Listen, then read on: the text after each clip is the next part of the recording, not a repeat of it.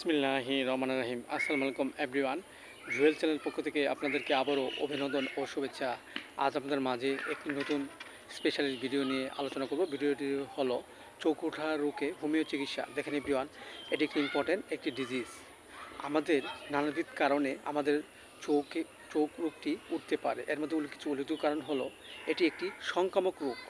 ইহা দেখা যাচ্ছে যে পরিবারের একজনের হলে দেখা যাচ্ছে আস্তে আস্তে এক বা দুই বা তিন বা এর বেশিও লোকের আস্তে আস্তে ছড়িয়ে যেতে পারে। ইহা হলে চোখে প্রথমে ব্যথা করবে, চোখ লাল বর্ণ ধারণ করবে এবং চোখ করকর করবে এবং চোখ চুলকাবে। ঘুমের ঘরে অনেক সময় চোখ জুড়িয়ে পিক জমতে পারে। সো এভরিওয়ান, এই রোগটি আমাদের মাঝে হলে যে লক্ষণগুলো থাকে তা হলো, এই রোগ আক্রান্ত ব্যক্তিটি যদি হঠাৎ ঠান্ডা লাগে বা পানিতে কাজ করে এবং কাজ করার ফলে হঠাৎ যদি চোখ তার লাল বর্ণ ধারণ করে এবং চোখ ব্যথা করে, ফুলে ব্যথা করে, এক্ষেত্রে অবশ্যই আমরা যে ওষুধটি খাবো সেটা হলো রাক্সটস 30। আমরা 2 ফোঁটা করে সকাল বিকাল 2 বার সেবন করতে পারি।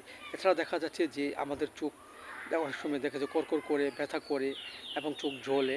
এক্ষেত্রে আমরা হোমিওপ্যাথিতে ইউফেসিয়া নামে একটি ড্রপ চোখের, সেটা আমরা 2 ফোঁটা করে সকাল বিকাল 2 বার বাহ্যিকভাবে প্রয়োগ করতে পারি। এতে করে আমাদের মাঝে যে চোখ ওঠা যে রোগটি সেটা আস্তে আস্তে ভালো হয়ে যাবে। এবং পাশাপাশি আমাদের হোমিওপ্যাথিক যে বায়োকেমিক বড়ি ক্যালোমিওর 6-এর 4টি গোবর চিবিয়ে আমরা হালকা গরম কুসুম পানি সহ সকাল বিকাল 2 বার সেবন করতে পারি। এবং হোমিওপ্যাথি বায়োকেমিক বড়ি ক্যালকুলিয়া ফস 6-এর 4টি গোবর চিবিয়ে হালকা গরম কুসুম পানি সহ সকাল বিকাল 2 বার সেবন করতে পারি। এতে করে আমাদের মাঝে যে চোখ ওঠা রোগটি সেটা আস্তে আস্তে ভালো হয়ে যাবে এবং আমাদের মধ্যে সুস্থ বোধতা ফিরে আসবে। সো এভরিওয়ান, ভিডিওটি ভালো লাগলে অবশ্যই আপনারা লাইক দিবেন, সাবস্ক্রাইব করবেন।